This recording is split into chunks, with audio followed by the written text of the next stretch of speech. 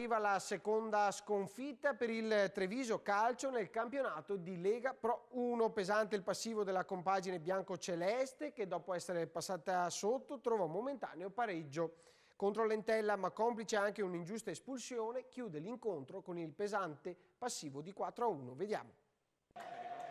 Ora Di Girolamo spizza, non preciso però Guerra, il sinistro ed è un gran gol.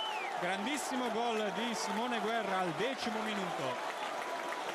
Attenzione al contropiede, Vannucchi va a cercare Guerra, c'è il solo Videtta che deve chiudere il fallo di Videtta su Guerra, arriverà un cartellino ed è rosso. Attenzione Tarantino adesso si va in diretta, palla in mezzo, ci arriva Di Girolamo, il miracolo di Paroni, poi spostato Pierangelo Tarantino, calcio di rigore per il Treviso al 36° minuto. Il penalty con Nazareno Tarantino contro Paroni, parte Tarantino, rete! Il Treviso pareggia al 37° minuto, il calcio di rigore segnato da Nazareno Tarantino. Attenzione, Staiti se ne va da solo, Staiti in area di rigore ed è un altro gran gol. De Col, lungo a cercare Guerra, colpo di testa ed è il 3-1 dell'Entella. Il tocco di Guerra di prima per Volpe, attenzione Volpe, cerca lo spazio sul destro, la battuta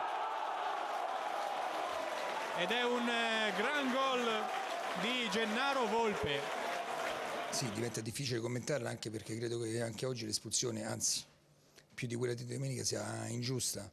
La squadra non stava facendo male, voglio dire, non capisco come ha fatto l'arbitro a espellere un calciatore che erano in 3 dietro la linea della palla ancora, quindi ha condizionato la gara. Poi comunque abbiamo avuto un'ottima reazione, ma dopo 2 infortuni abbiamo subito il gol 2-1 e ci siamo un po' smarriti, ma era quasi inevitabile, insomma.